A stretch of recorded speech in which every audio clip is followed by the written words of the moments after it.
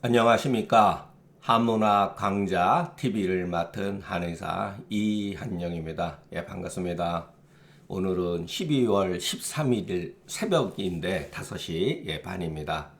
예, 제가 새벽형 인간이기 때문에 새벽 일어나면 멀뚱멀뚱 좀 계속 누워있기도 그렇고 그래서 새벽 방송을 위주로 하는데 또 좋은 점이 있어요. 그 녹음의 그 제 발음 상태가 오히려 밤이나 낮에 할 때보다 굉장히 공명감이 있고 비교적 듣기 편하다고 하는 거를 참 하다 보니까 알겠더라고요. 어수선하죠 세상이. 어떻게 보면은 저도 이제 우리 그 한의사 기준으로 보면은 어떻게 보면은 원로까지는 아니어도 나이가 굉장히 중년에 들어가죠. 어떻게 보면 저도 이제 손주 손녀가 있으니까 노인이죠. 어떻게 보면은. 그런데 이제 실질적으로 몸에 약간씩 이제 이상 징후가 몇 년 전부터 나타나기 시작했습니다. 그러니까 노인성 징후들이죠. 세월은 피해갈 수가 없는 것 같습니다.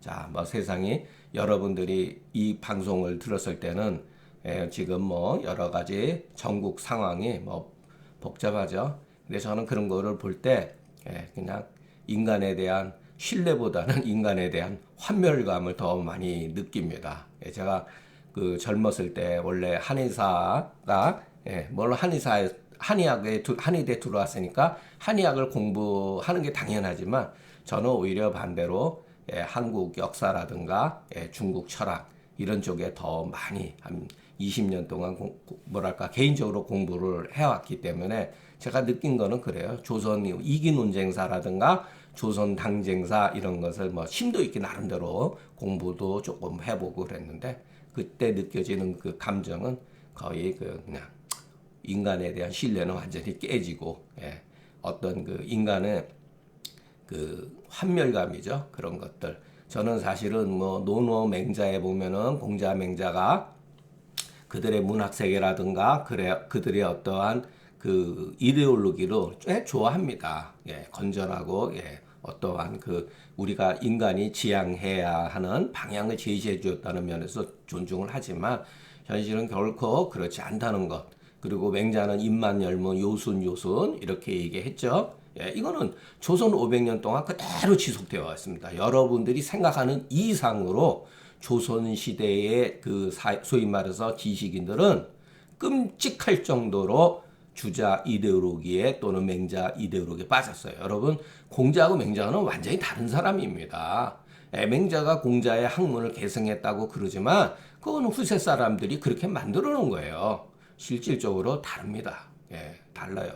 그리고 우리가 알고 있는 성리학은 공자보다는 맹자의 소위 말해서 4단, 그거와 그 성선설을 기반으로 했다는 것. 그렇기 때문에 너무 그 인간을 그 여유 있게 바라볼 수 있는 시각이 없어요. 그리고 입만 열면 정말 공자는 그냥 요순을 걸어내는데 그 당시 그 지도자들이 제후들이 바보 멍충이가 결코 아니거든요. 요순이 정말로 그렇게 정치를 잘했는데 왜 그렇게 되겠습니까? 우리가 나중에 서전을 공부를 하겠지만 거기에는 전부 다 미화된 거예요. 그리고 후세에 전부 다 어느 정도 가필이 들어갔고 날조했고 그렇다는 거예요. 옛날이나 지금이나 똑같이 인간이 의식이 형성되면서 한 만 년 전서부터 소위 말해서 정치라고 하는 것이 그 인간들을 이렇게 어떻게 말할까 하나의 그 통치 수단으로 정해지면서 그 5천 년 전의 행태나 현대의 행태는 거의 유사합니다. 또 이상하게 동양권 내에서 벌어지는 이런 어떤 정치적인 노선에 대한 어떤 그 투쟁 같은 것 보면은 정말 죽기 아니면 살기죠.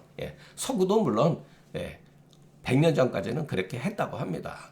우리가 이게 지나가야 되는 과정인지 모르겠는데 하여튼간에 아무튼 그 뭐랄까 잘 수수되었으면 하는 바람이 있습니다. 그리고 저는 개인적으로 제가 그 강의하는 내용 자체가 인기도 없고 극히 제한된 사람들 하루에 뭐 잘해야 한 4, 50명 봐주고 그러는데 너무너무 개인적으로 항상 고마움을 가지고 있습니다. 그래도 이런 거를 들어주는 우리 한의사 사회에서 이래도 이런 강의를 들어주는 사람이 있다는 게 저는 상당히 고무적입니다. 처음에 한 뭐 100명, 200명에서 시작했는데 벌써 회원 가입이 벌써 1000명이 넘었더라고요. 뭐 숫자는 그렇게 중요하지 않습니다. 제가 오늘 강의 하기 전에 여러분들한테 개인적으로 제가 뭐 10대 때 한 번 읽고 30대인가 한 번 읽었던 책인데 그 까라마조프가의 형제들의 저는 아주 정말 제가 그 책을 누구한테 추천하라 그러면은 까라마조프가의 형제를 추천할 정도로 저는 그 도스토옙스키를 굉장히 개인적으로 정말 대문호다 이렇게 느껴집니다. 그 이제 인간의 구원에 관한 문제죠. 거기에 보면은 그 예수님에 관한 얘기가 나와요. 그 막내 아들이 안료산가 그럴 거예요. 나중에 그 수도승이 됐는데 거기에 이제 사제 자기의 은사 선생님과 대화를 나눈 게 있어요. 예수가 과연 다시 오게 되면 어떻게 될까? 그러면은 기존의 성직자들은 그 사람을 이렇게 했다고 해요. 제가 어렴풋이 기억을 합니다.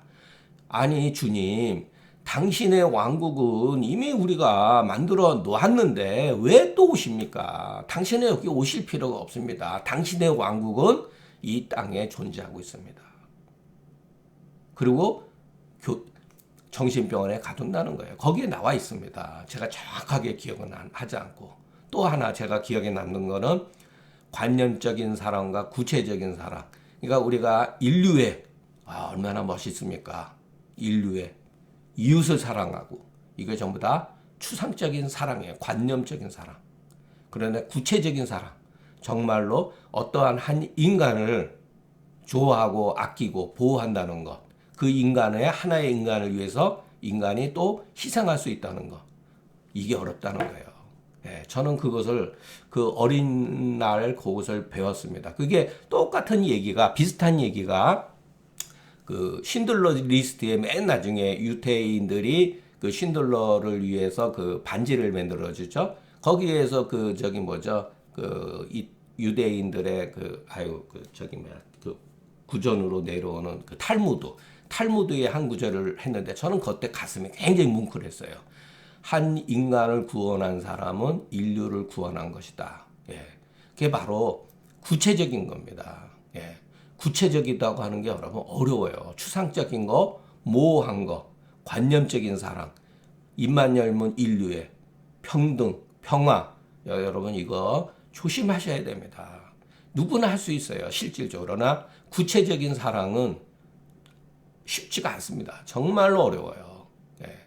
저는 제가 상한론을 그나마 그 한의사로서 우리 한의사 사회에 이런 책이 있다는 것만으로도 정말로 너무 감사하게 생각합니다. 왜냐하면 그 표현 자체가 관념적인 것보다는 구체적인 표현들, 누구나 이해할 수 있고 알 수 있는 것, 그리고 얼마든지 그 사실에 대해서 비판할 수도 있죠. 옛날 게 다 옳지 않습니다. 왜 동양 고전은 다 옳다고 생각합니까?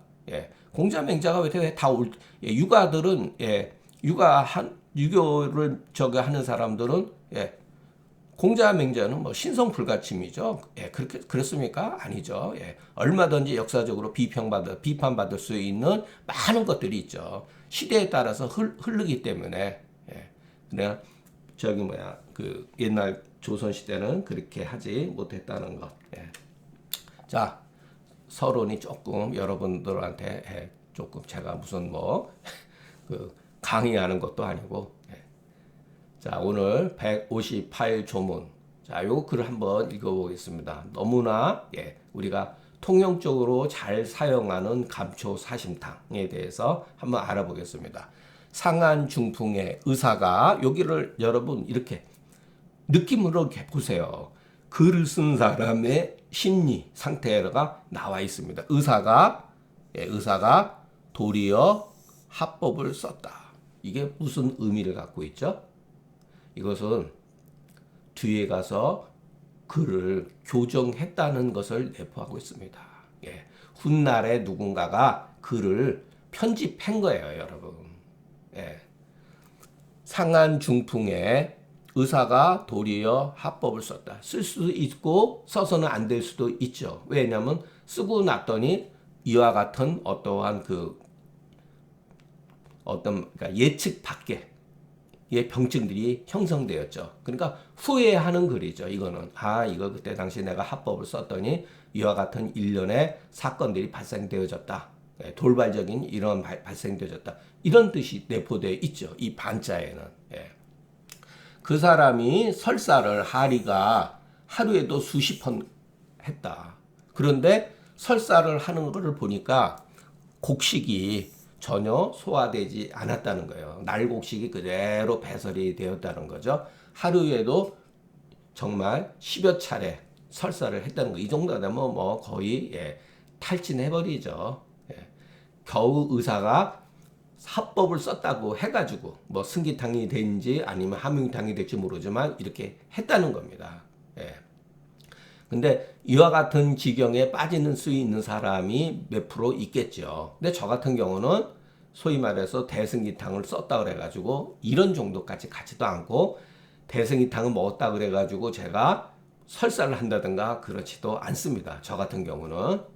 그러고 나서 우리가 이제 관심 있게 봐야 되는 것은 복중 4명 뱃속에서 물소리가 막 꾸룩꾸룩 소리 난다는 거예요. 그죠? 그러면서 심화가 비경하고 팽만감이 있다. 그리고 마른 구역감, 미식미식하고 신번, 가슴이 뭔가 이렇게 번열감이 조금 있었어요. 여기도 천토를 보세요. 뭐뭐 때문에 건구 신번으로 신번하기 때문에 편치 못하다 이런 소리예요. 편치 못하다. 그러니까 여러분 항상 병세의 관점에서 이렇게 보는 게 좋습니다. 그런데 의사가 그 심화비를 보고서 병이 다 풀린 게 아니구나. 병이 모두 제거된 것이 아니다고 파악을 하고 또다시 또 합법을 쓴 겁니다. 이게 옛날 사람들의 치료 방법이에요. 그 비가 더욱더 심해지거늘 이때는 감초 사심탕으로 치료한다. 그러니까 계속해서 실수의 연발이죠. 계속해서 실수 연발. 그런데 이 사람들이 이거를 실수라고 하지 않았다는 거예요. 이와 같은 치료 방식이 거의 당나라 때까지 지속되어졌다. 제가 고문진보의 약계라고 하는 장무잠이라고 하는 분의 약계라고 하는 글을 작년인가 한번 여러분들한테 같이 소개했는데 그게 바로 이런 거하고 똑같은 겁니다. 옛날 사람들은 심화비를 보면은 막힌 거를 뚫어줘야 된다고 하기 때문에 무조건 승기탕이나 함용탕을 썼다는 거예요. 그리고 나서 병이 안 나니까 이거는 다른 차원의 병이구나. 소위 말해서 승기탕이나 함용탕에 비해서 비증과 비경이 있다 하더라도 이것은 상대적으로 허증에 속하는 거구나라는 것을 파악한 것을 알 수가 있습니다. 이것은 그래서 이것도 전부 다 해석이죠. 이것은 열결이 아니다. 열결 때문에 발생되어진 심화 비경이 아니라는 거예요. 열결 같았으면은 승기탕을 당연히 쓸 수가 있죠. 다만 이거는 경우는 위증이 허해서 객기가 상역했기 때문에 심화비가 심화 쪽으로 여기가 굳어 있는 것이다. 딱딱해진 거다. 이거 허증에도 이것이 나타난다는 거예요. 위증어 객기 상역.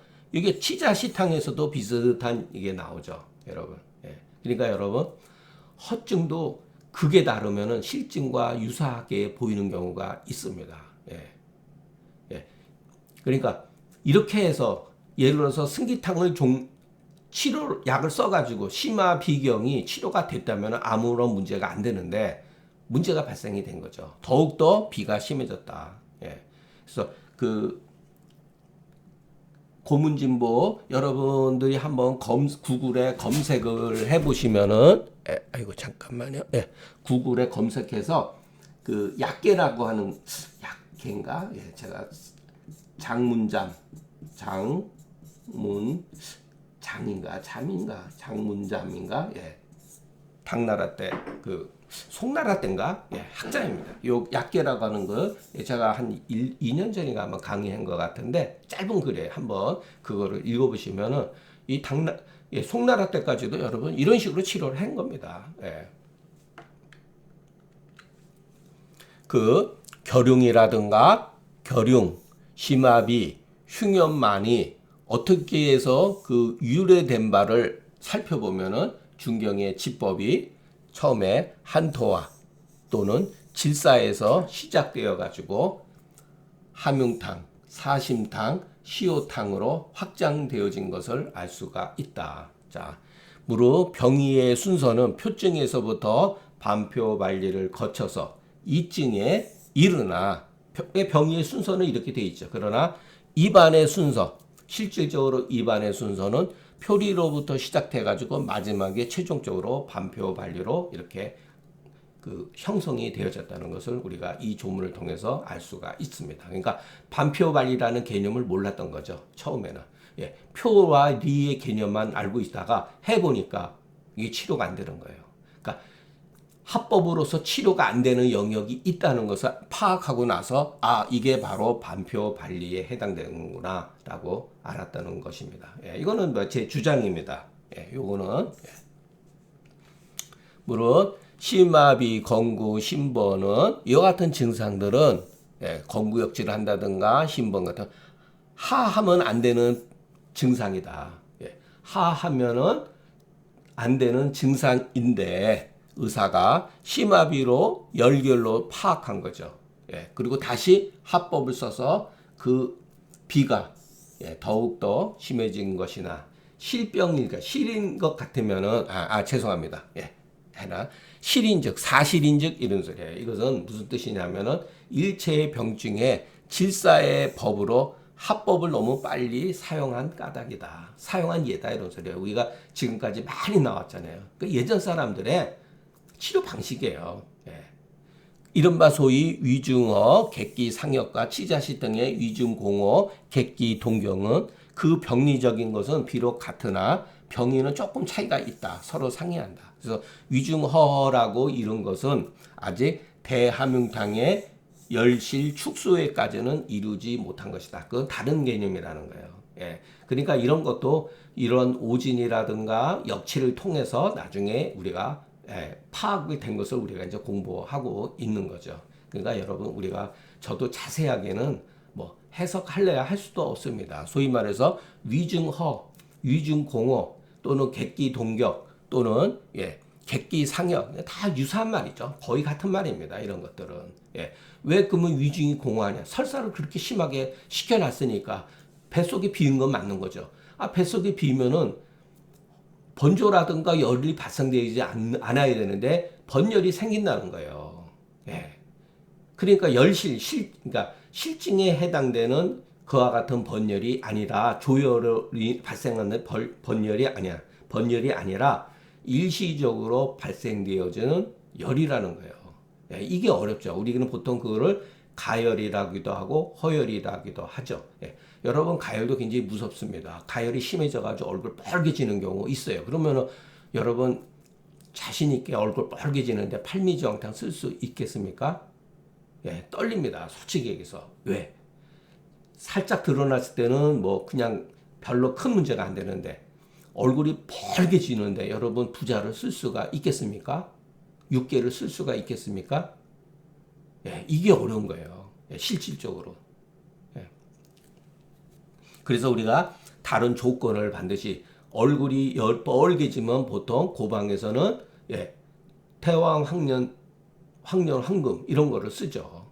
얼굴이 빨개지고 변비의 성향이 있을 때.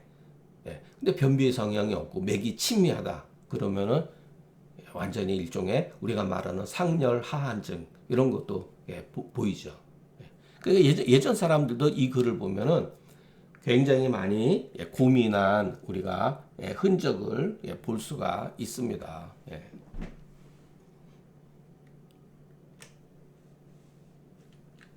자, 심화비와 심중온해와 결흉은 사실 그 증상을 구별하기가 결코 쉽지 않다. 예. 위중허 객기 상역을 예. 그것을 그 증상을 구별하기 어렵기 때문에 소위 말해서 위중허 객기 상역을 이 조문에다가 몰래 집어넣은 거예요. 야, 위중이 허하고 이 열은 이 신번은 허열에 해당되는 상대적으로 황금이라든가 황년이라든가 대왕 이런 거를 쓰는 정도의까지 열이 아니다. 그와는 다른 열이다. 라는 것을 말하기 위해서 위중허 객기 상역이라고 이렇게 갖다 살짝 몰래 집어넣었다는 거예요. 그러나 실은 이것은 감초 사심탕의 방의와는 맞지 않다. 예. 그렇기 때문에 우리는 증상을 반드시 근거로서 헤아리고 이와 같은 위탁의 가설로서 해석하면 안 된다. 예를 들어서 위중허 객기 상역이라는 말 대신에 오히려 건국, 신번, 심화비 이런 걸 가지고서 처방을 구사해야 된다는 거죠. 그러나 전제 조건이 뭐죠? 이 사람은 설사의 경향이 심하고 복중 내명이 있다는 것. 진수음이 촉진되거나 아니면 뱃속에서 막 물소리가 요동칠 때는 결정적인 요인이 되는 거죠. 이런 것은 그렇게 중요한 게 아니라는 거예요. 위중허 객기 상역이라는 말은.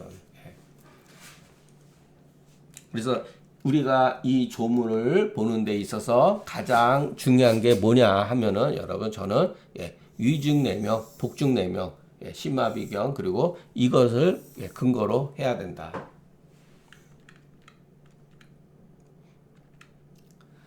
주의 뜻은 다른 게 아니다. 여기 상한놈 밑에 나왔죠. 이것은 열실이 아니다. 위중허, 객기 뭐 이런 거 다른 의가 하법을 썼는데 하리가 멈추지 않아 설사가 멈추지 않아서 심화 비한 경우는 이것은 열실에 해당되는 결용이 아니고 위중이 허화해서 객기가 상역하여 문득 그렇게 해서 그 굳어진 것이다. 이게 여러분 이 조문이 말하고 싶은 거예요. 그렇기 때문에 대함융탕이 여기에는 맞지 않고 마땅히 감초 사심탕으로 치료해야 된다.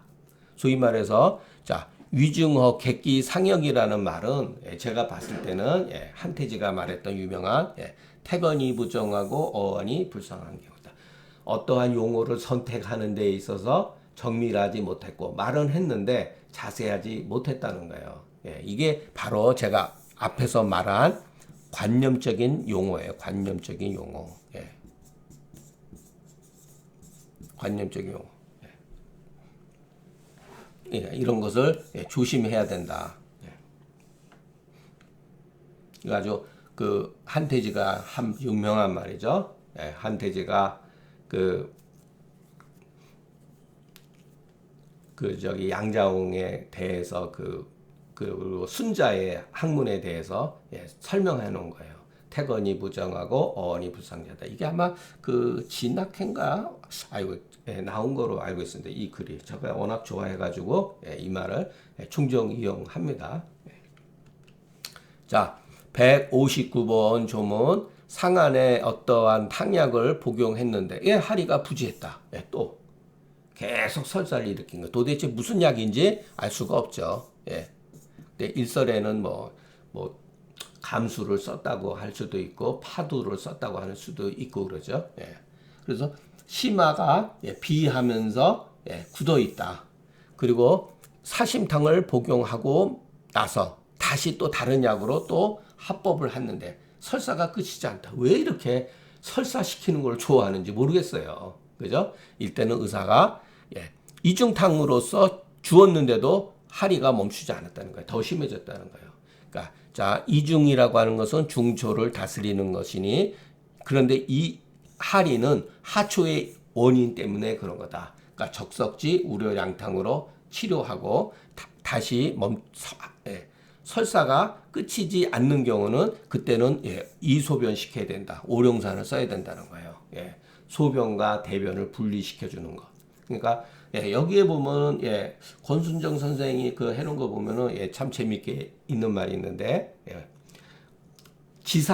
지사제의 모든 것이 이 조문에 다 들어 있다고 합니다, 여러분. 옛날 사람들의 지사제 이중탕을 쓰는 거죠.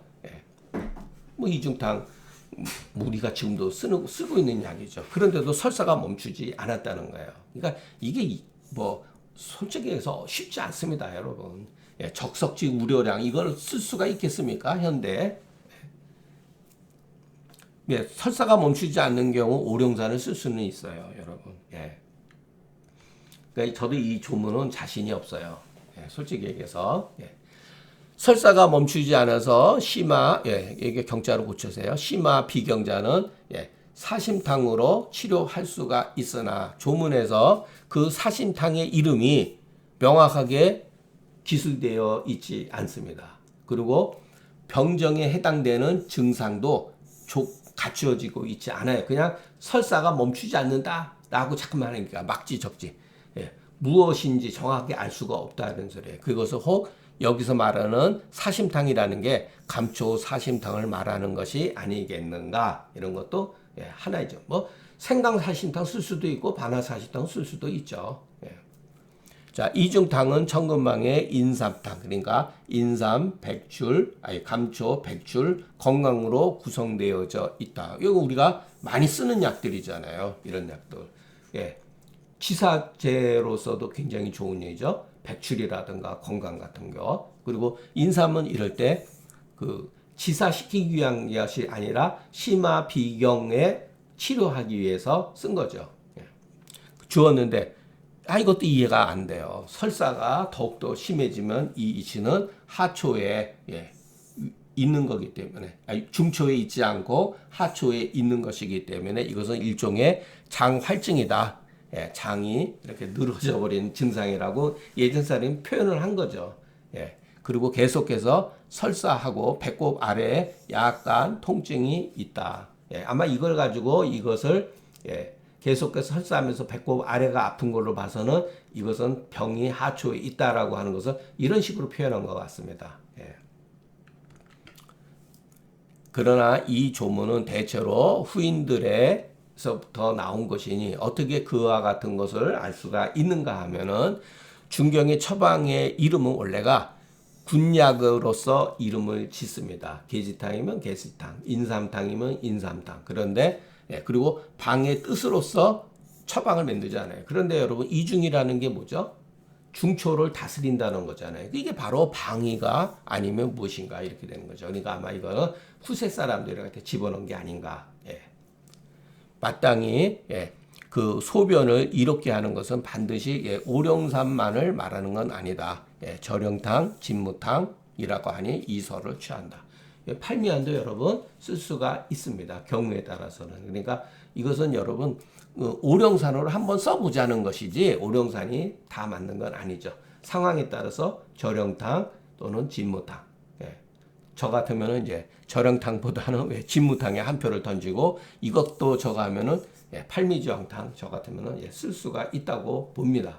근데 전제 조건이 그 약간 그 복중 내명이 어느 정도 조금 진정돼야지 그렇지 않으면 그 팔미주황탕을 그 흡수할 수 있는 이 사람이 체력을 갖고 있지 못하죠. 그게 이제 문제죠.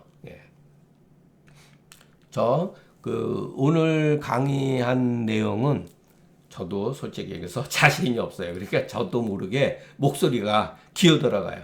자신이 없으니까.